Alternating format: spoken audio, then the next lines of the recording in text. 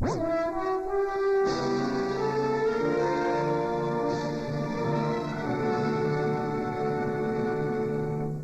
you repeat your location again, please? Got another sighting coming in, Ralph. Yeah. From the airport at Castle Rock, in a southeasterly direction. Time from the sighting of flash to blast sound, about 3 minutes. Right. Well, with these other two sightings and this one, we should be able to pinpoint it pretty close. Yeah. Thanks. And listen, you get on the horn again if you have anything else to report. Right. You get that? Yeah. That puts it right about here. Could be Glenwood Springs. That'd fit our other report. Well, let's check it out in here. Yeah. Glenwood Springs. Population 3,637. Glenwood Springs. What about special resources? Well, let's see.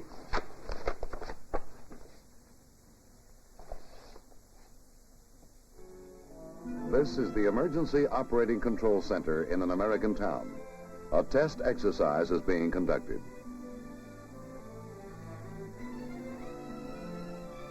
These two men are performing a task which would be vitally important in the event of a nuclear attack on our nation. Damage assessment, an estimate of the probable human and material resources that would still be available after a nuclear strike.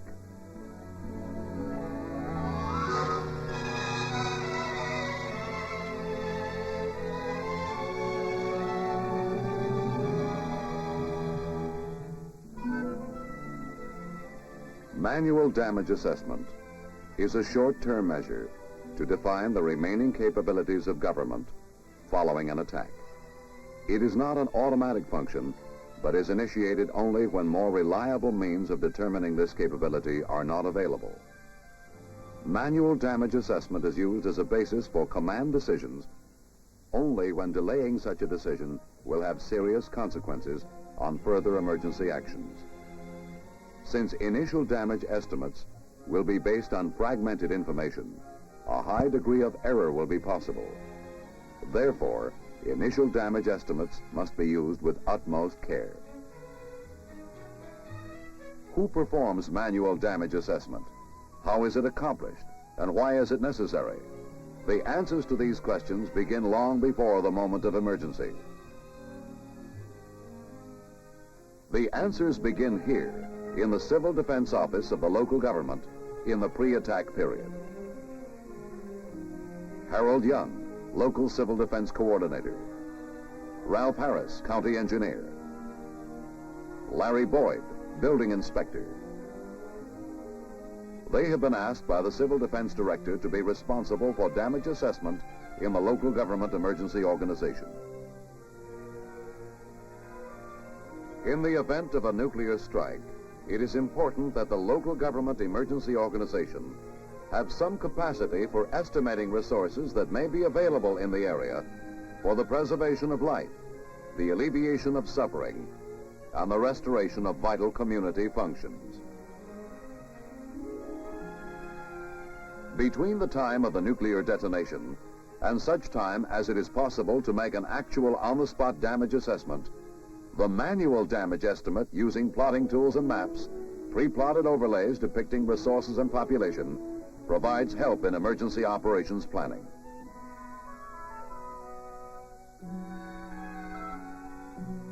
Five essential elements form the basis for the concept of performing a manual damage assessment. 1. Information about the resources of the area to be assessed. 2. Information on the location and nature of the nuclear strike. 3. Technical data pertaining to the characteristics and anticipated effects of the weapon detonated. 4. Time of detonation and any evasive action taken. 5. Meteorological conditions at the time of the detonation.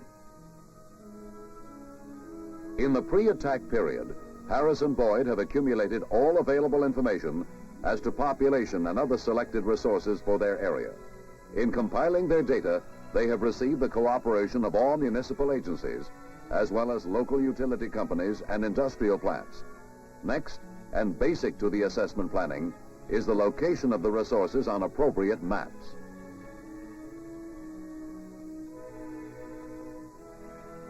Resources may be positioned on maps using the geographic coordinate system, such as latitude and longitude, or a quadrangle system such as the Universal Transverse Mercator maps used primarily by the military.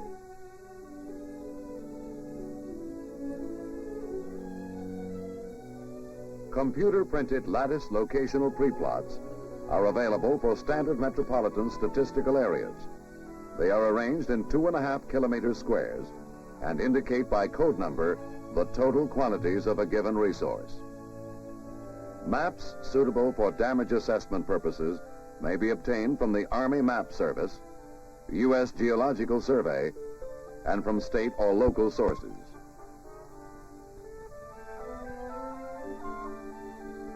One effective method of plotting the number of units in a resource category is the equal value dot system. Here, each dot represents a given number of units. On this population map, for instance, each dot represents 2,000 persons. Dots should be positioned to represent the true distribution of the resource, whether human or material.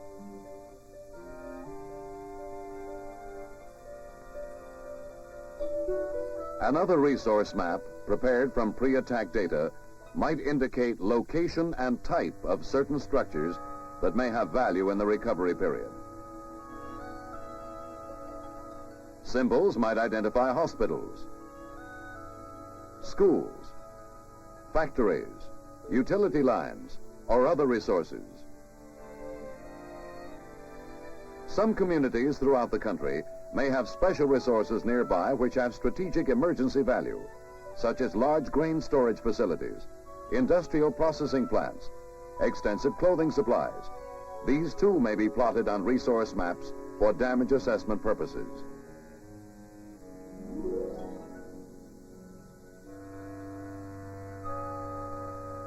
The maps are used in conjunction with specially prepared templates, arranged in a series of rings representing the various areas of destruction from ground zero.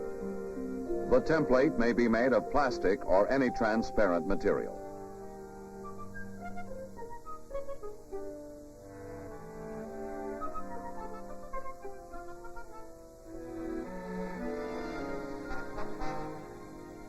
Application of the template, made to the same scale as the map, gives a quick estimate as to the probable condition of the particular resource after a nuclear detonation. In a similar manner, the appropriate template may be placed over the lattice locational pre-plot of resources. Preparation for damage assessment calls for a lot of study. Harris bones up on data he may eventually have to use in estimating casualties.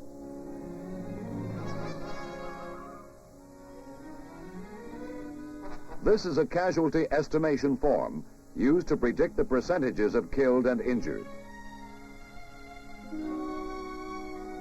Boyd, concerned with damage to structures, familiarizes himself with types of blast damage to various buildings. The type of damage that might be expected is described for each of the several areas from ground zero. The inner zone is one of total destruction, with effects decreasing to the outer ring of light damage. Harris learns how to develop and use proper templates for various types of nuclear detonation. An air burst will create one pattern of effects, a surface burst another. Such factors as terrain, the yield and design of the weapons, wind and other meteorological conditions at the time of detonation will affect the casualty estimate. A knowledge of fallout effects in relation to time and distance is essential in estimating probable casualties.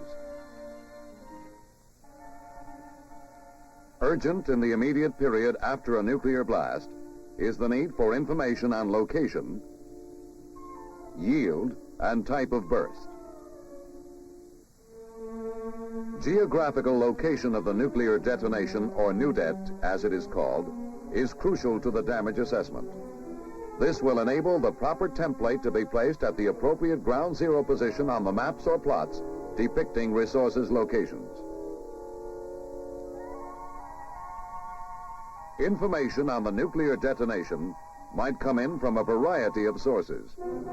Aircraft pilots may communicate it to control towers or airway radio stations.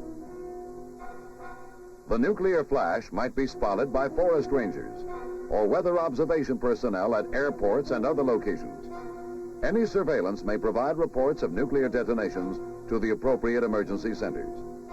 Much of the information in the period immediately following a nuclear attack may be fragmentary. The concept of a manual damage assessment takes this into consideration in developing expedient methods and approaches.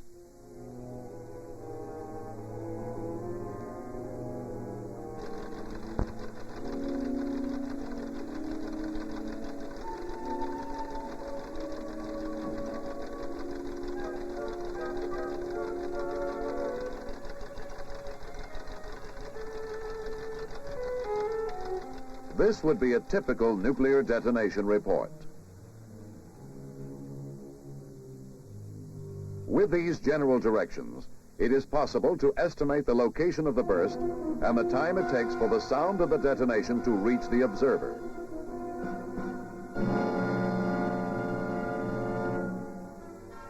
Time-sound tables provide quick reference as to the distance the noise of the detonation would travel in a given period of time.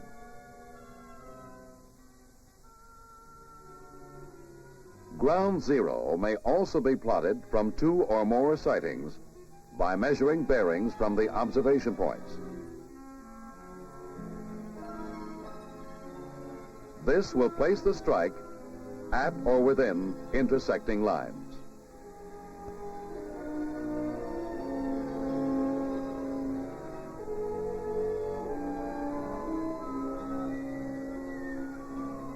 The yield or size of a nuclear detonation may be estimated by observing the duration of the glare in the sky. For instance, 24 seconds would indicate a 1 megaton or medium-sized weapon.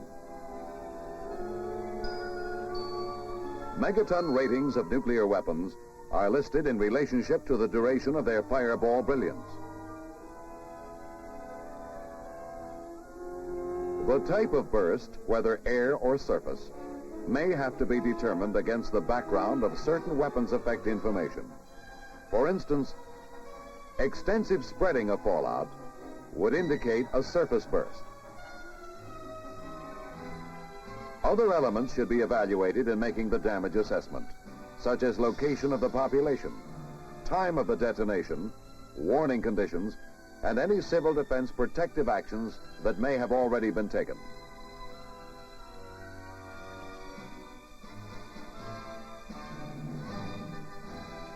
Now, Boyd and Harris know the essential elements of damage estimation which they will have to utilize in any nuclear emergency.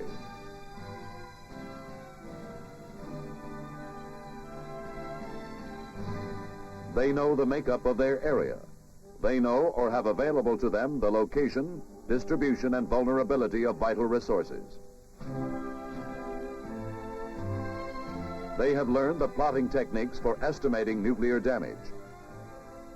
If and when nuclear attack should occur, they are prepared with other emergency personnel of the local government.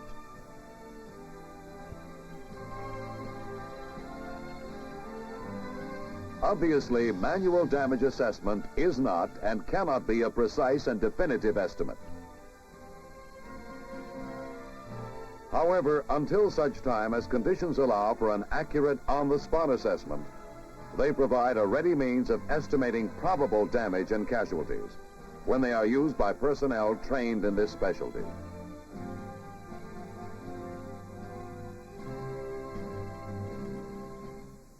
The The various texts, charts, lattice preplots of resources, tables, and other materiel are available to local communities through state and region civil defense channels for training purposes. Performed quickly and skillfully in the nuclear emergency, manual damage assessment provides vital data on which to base plans for community recovery. An effective manual damage assessment will depend on how well the local government has prepared for it in the pre-attack period.